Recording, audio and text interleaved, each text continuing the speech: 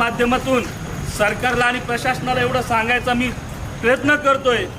1.5 वर्षात धर्मवीर छत्रपती संभाजीराजे शौर्य प्रतिष्ठाननी आजपर्यंत जो शब्द दिला तो पाळलेला आहे। आणि मी सरकारला आणि प्रशासनाला सांगतो, आमच्या जर मागण्यावर लक्ष नाही दिलं तर गनिमी कावा कसा करायचा हे मला सांगायची गरज नाही।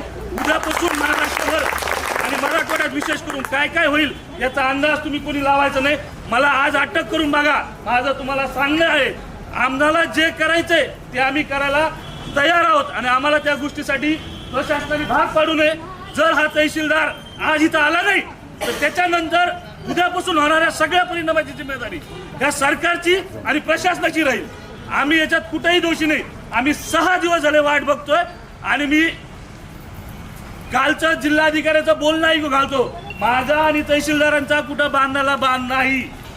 त्या आम्ही निवेदन रितसर दिलं होतं, पोलीस प्रशासनाला माहिती आहे, तहसीलदाराला माहिती आहे, आमच्याकडे ओसी पण आहे। तर जिल्हाधिकारी साहेबांचं म्हणणं आहे की हे आंदोलन चालू आहे हे आम्हाला माहित नाही।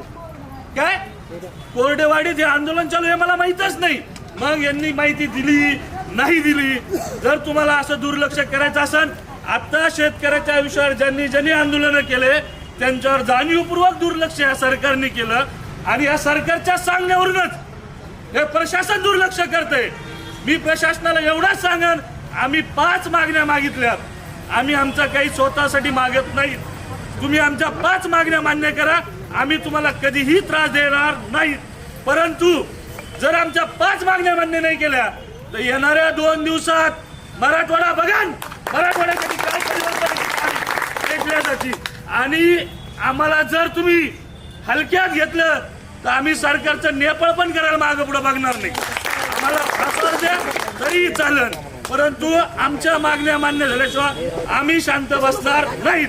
एवढंच बोलतो। जय जिजाऊ, जय शिवराय।